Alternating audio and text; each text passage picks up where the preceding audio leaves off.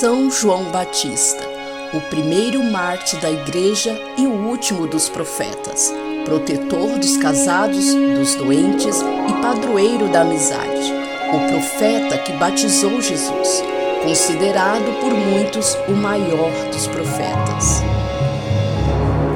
João Batista foi consagrado a Deus desde o ventre da sua mãe, filho de Zacarias e Isabel, prima de Maria, mãe de Jesus. O seu nascimento foi um nascimento milagroso anunciado pelo anjo Gabriel, pois Isabel era já idosa e estéril.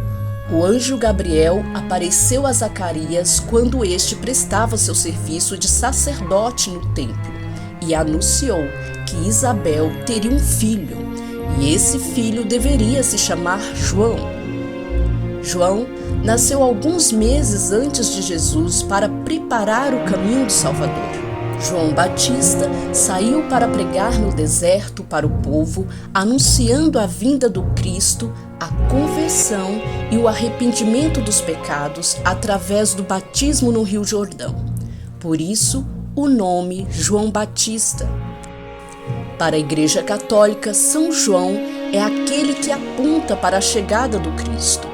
A morte de São João ocorreu depois que ele foi preso pelo rei Herodes por falar de Jesus e criticar as autoridades da época. E depois de Herodes cumprir o desejo de Salomé, que para agradar sua mãe Herodias, que odiava João Batista, por tê-la acusado de adultério, por ter deixado seu esposo Herodes Filipe para se juntar ao irmão dele, Atibas. Salomé pediu a cabeça de João Batista em uma bandeja como presente de aniversário. Na Igreja Católica, João Batista possui duas datas litúrgicas: a sua data de nascimento, dia 24 de junho, e a data da sua morte, dia 29 de agosto. Por isso, é comemorado seu dia na data do seu nascimento, e não na data da sua morte, como muitos outros santos. A fogueira, que é uma tradição na festa junina, principalmente no Nordeste brasileiro, na tradição católica, começou com São João, que faz referência ao nascimento do santo, quando sua mãe Isabel acendeu uma fogueira para alertar Maria do nascimento de São João Batista. Na antiguidade, era comum acender fogueiras para comunicar algo importante.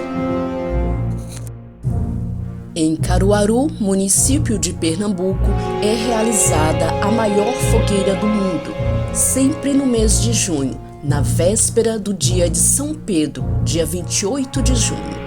O evento reúne centenas de pessoas para assistir à queima da fogueira, que tem 14 metros de altura. E no dia 29, que é dedicado a São Pedro, é o dia em que as viúvas e os viúvos acendem suas fogueiras, porque dizem a tradição que ele também era viúvo.